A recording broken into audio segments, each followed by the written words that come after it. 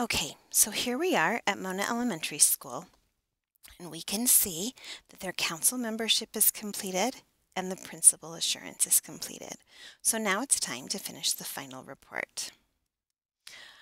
I am not going to enter a final report. I'm just going to kind of show you around because I wasn't there when Mary implemented her plan, and these are pretty detailed. So the first thing to know about a final report is that the information that comes over is pre-populated from the plan that you created 2 springs ago, spring of 2018. So this shows you what you planned. You plan to use these expenditures to meet these goals and show it by these measurements and achieve it with these action plans. So the first thing that you need to do is when you say that you're going to complete the goal, you come here to your measurements and you click answer, and then it gives you a text box where you can say how your measurements came out. So here is what you said you were going to look at, and then list the before and after measurements and how academic performance was improved. This is a data question. The action plan, you're going to click here, and then you're going to answer how you implemented this action plan, if it changed at all, what you learned, and what you purchased.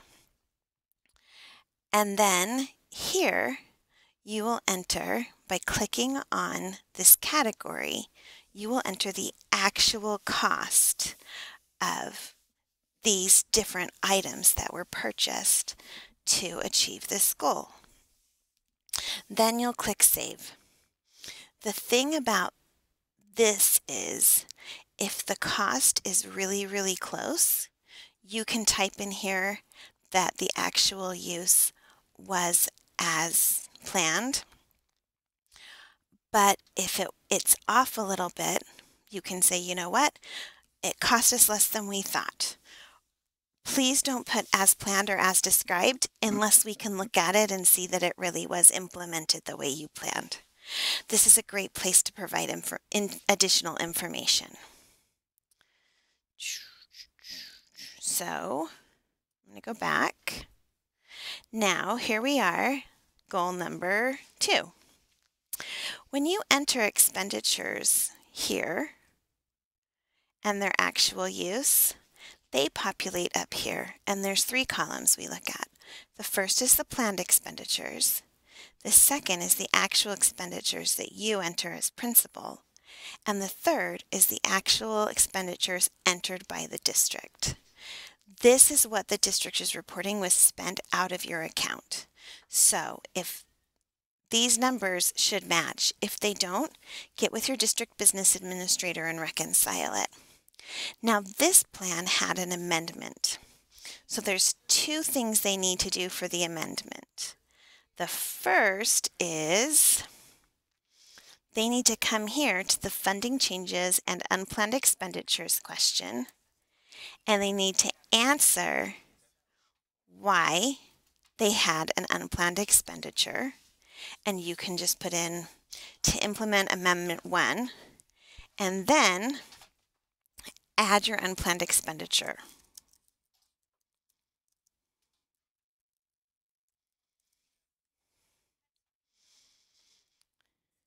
And Amendment 1 was going to do some professional development. So right here, you add the category of professional and technical services.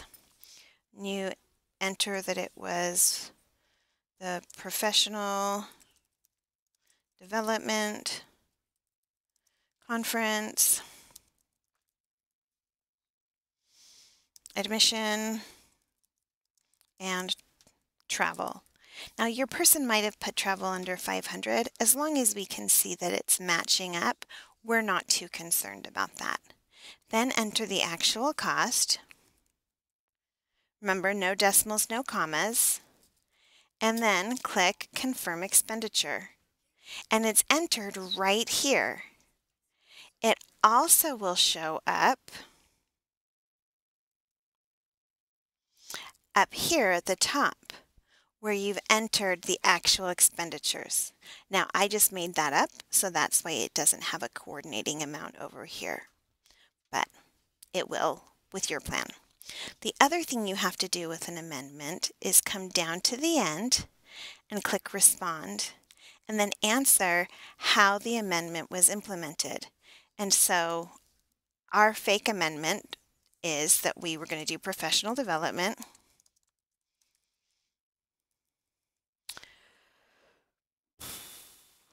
and it was for a reading conference,